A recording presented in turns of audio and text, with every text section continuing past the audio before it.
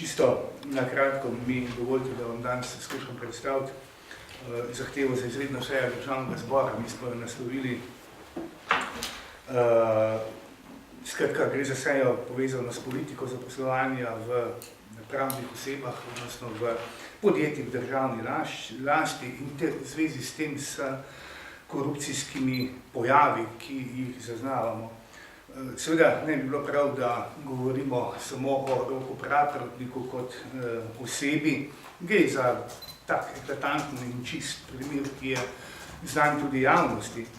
Gre pravzaprav za sistemski pojav na tem področju, tudi za sistemsko korupcijo na tem področju. Zato bi bilo narobe, če bi, bom rekel, osredotočali celotno zadevo ali sejo na gospoda Praprotnika. Seveda gre za vprašanje to vrstnega kadrovanja podobnega, kot je v primeru gospoda Praprotnika, tako v bančništvu, nevladnih organizacijah, podjetjih državne lasti, sindikatih, če želite, in pa seveda tudi v drugih javnih zavodih. Seveda je v takih okoliščinah, ko imaš na vseh pozicijah tako rekoč svoje ljudi, ki so ti lojalni, ki si jih na nek način plačal, seveda govorimo o levi politični opciji, potem je takrat zelo lahko vladati, takrat ni nobenih demonstracij, kaj šele, česarkoli drugega. Če pa nisi na tej strani, če si na neki nasprotni strani, politični, torej na desni politični strani, pa seveda vam učitelji organizirajo stavke, kljub temu, da hkrati podpišejo sporazum o nižanju plač. Stavkajo v času, ko se jim plače ne nižajo, ne stavkajo v času, ko se jim plače nižajo in pravijo vsaj nekateri, da je leva politična opcija na human način znižala plače, kar je seveda smešno. Lahko vam organizirajo demonstracije, tudi nasilne, če želite, upijejo v političnem kadrovanju, izgovarjajo se na neodvisnost, spišejo več fasciklov, kot ste lahko videli, negativnih člankov o predsedniku SDS Janši, za nagrado postanejo podpredsednik KPK, od tam pa v Ljubljansko banko. Sprožijo skoraj 150 sodnih in drugih postopkov, govorimo o njemu, tu pa tam se pa kaj izlažejo.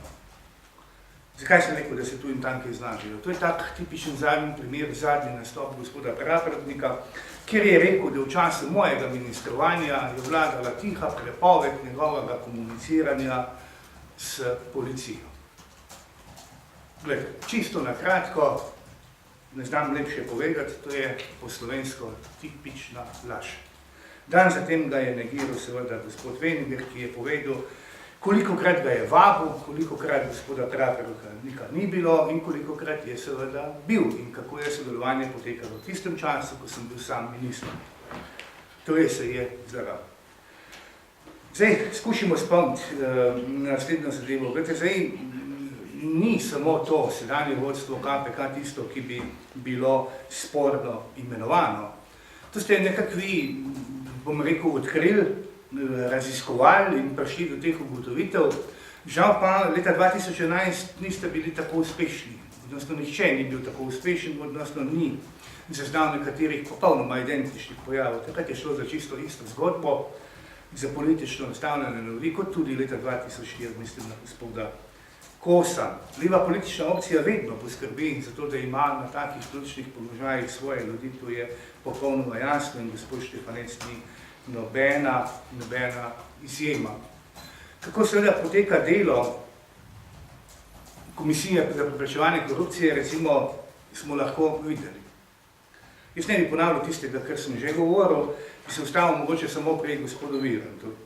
Poglejte, to, da je ta primer komisija preučevala leto dni in nekaj več, že veste, ugotovitev pa tudi poznate. Gospod Virant ni nič kriv, ker ni nič vedel. Namreč to se je zmenila njegova žena z nekaterimi drugimi ljudmi. To je bilo prvo sporočilo Komisije za preprečevanje korupcije in zato on ni nič kriv. Jaz v tem trenutku delam prizidek hiši.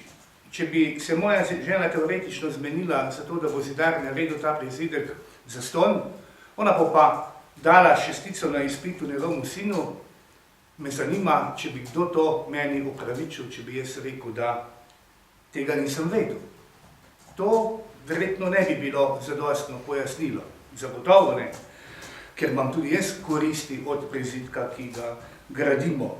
In sem torej tudi soodgovoren za to, kako se je plačalo in enako krede bi seveda bi pričakovali tudi v primeru gospoda Viranta. Ko pa ste novinari naprej ugotovili, da je tudi sam komuniciral, pa seveda smo doživeli molk in odhod komisije. Komisija je med drugim tudi sama grobo kršila nekatere stvari. Tiste, ki jih terja od državljanov, funkcionarjev, jih se sama tega ni držala. Kot veste, gospod Klemenčič ni prijavil podjetja svoje žene. Če bi to naredil kdo drugi, ne vem, če bi bilo dovolj, če bi rekel, da ni vedel za tako podjetje. Gospod Praprotnik nikoli ni pojasnil poslovanja njegove partnerice s podjetji v državni lasti. Nikoli. Kot da on v skupnem družinskem proračunu od tega nima nič. Pač ni vedel, ne? Gospod Zanoškar tudi ni vedel, ne, da se je sin zaposlil na njegovi lastni občini. To so seveda stvari, ki jim ni mogoče verjeti, to so seveda zgolj in samo opravičevanja nekih negativnih ravnanj in dejanj. Državni zbor tudi zelo jasno poskrbi za prava imenovanja. Kot veste, je v komisiji za imenovanje gospoda Štefaneca smo v državnem zboru imeli dva kandidata, gospod Župevčevo in gospoda Tanka. Državni zbor se je odločil, odnosno komisija se je odločila za gospod Župevčevo, ki je svoje delo opravila. Izbrali so kandidata, ki je član Pozitivne Slovenije. Zdaj poteka postopek za imenovanje namestnikov, kot veste, in državni zbor je ponovno pred nalogo, da imenuje člana izborne komisije. Postopki so stekli, prijavljen je bil en sam kandidat, to je gospod Tank. Pozitivna Slovenija, odnosno koalicija, ni prijavila nobenega. Glasovanje je pokazalo, da je koalicija gospoda Tanka izločila. Zdaj bomo ponavljali ta postopek toliko časa, da bo izbrana prava Slovenija, prava oseba iz koalicije. To tudi veliko pove. Zdaj, po novici, da je gospod Praprotnik odšel v Novo Ljubljansko banko, odnosno da odhaja v Novo Ljubljansko banko, se je pojavilo ogromno nekaj vprašanj. Jaz sem nekaj več kot 10 vprašanj tudi pisno naslovil na gospoda Medijo, torej predsednika uprave Nove Ljubljanske banke, ki seveda ni odgovoril. Zasledil sem v medijih nek odgovor, ki je bil tak splošen odgovor novinarjem in posredno tudi meni, kjer pa pravi, da je bilo vse transparentno in zakonito. Jaz mu ne verjamem in kot vidim iz poročanja medijev, tudi vi ne.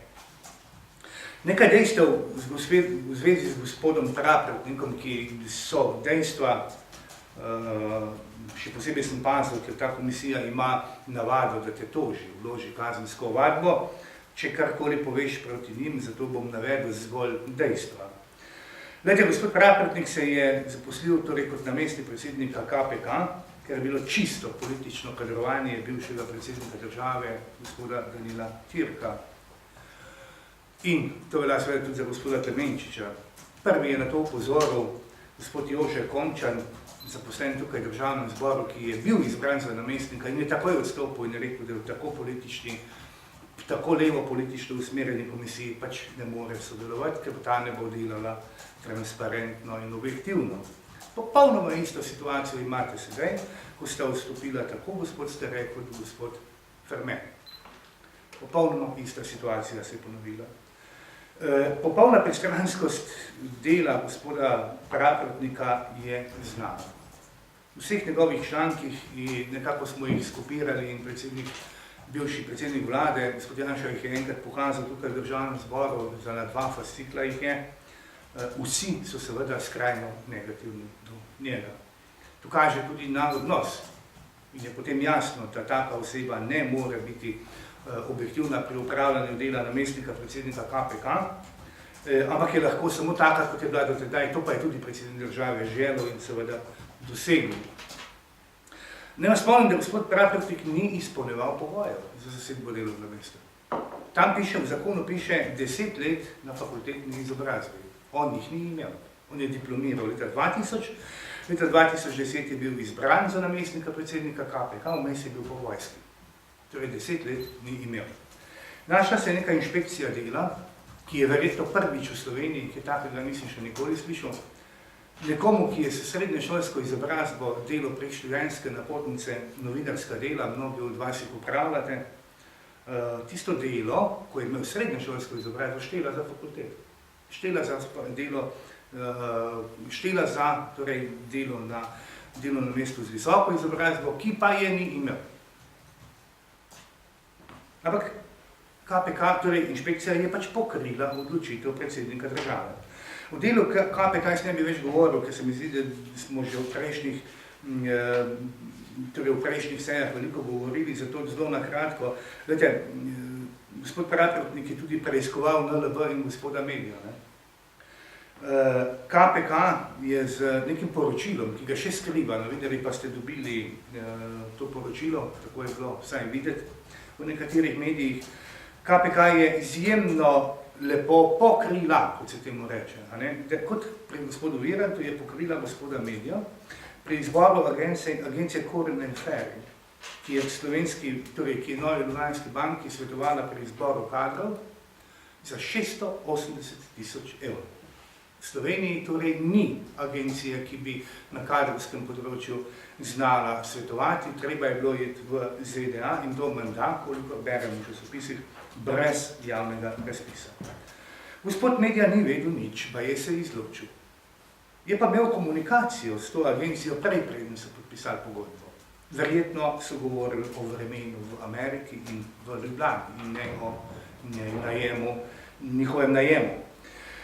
Plačevali so brez pogodbe, podpisane pogodbe vnaprej.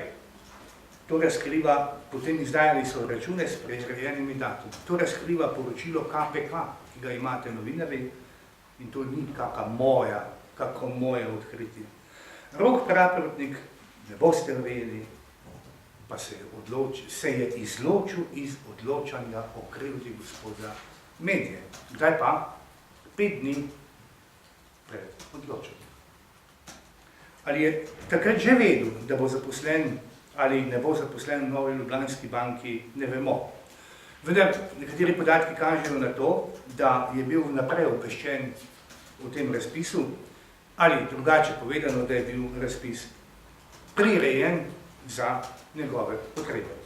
No, 700 odpuščenih ljudi v Novi Ljubljanski banki, pa boste med njimi najdli 20-letnimi izkušnjami pravnike, finančnike in še koga, ni primernih za to delovno mesto, ki ga zaseda gospod Praprotnik.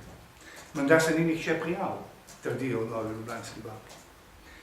Dali so zunanji razpis, prijavilo se je 13 kandidatov, med njimi so bili tudi bančniki, pravniki, odvetniki, izbran pa je bil politolog in novinar Rok Praprotnik. To ni slučaj. Ponovno poudarjam za zaključek to, da je tole eden od primerov. Imate tudi primer gospoda Giacomellia, ker je očitno poskrbel za primerno poročanje časopisa Delo, je nagrajen z delovnim mestom generalnega sekretarja Ljubljanske banke. Ne vem, če ima on finančno ali ekonomsko izobrazbo, verjetno ima novinarsko. Ne vem, bomo pogledali. Zagotovo pa je to nagrada za opravljeno delo.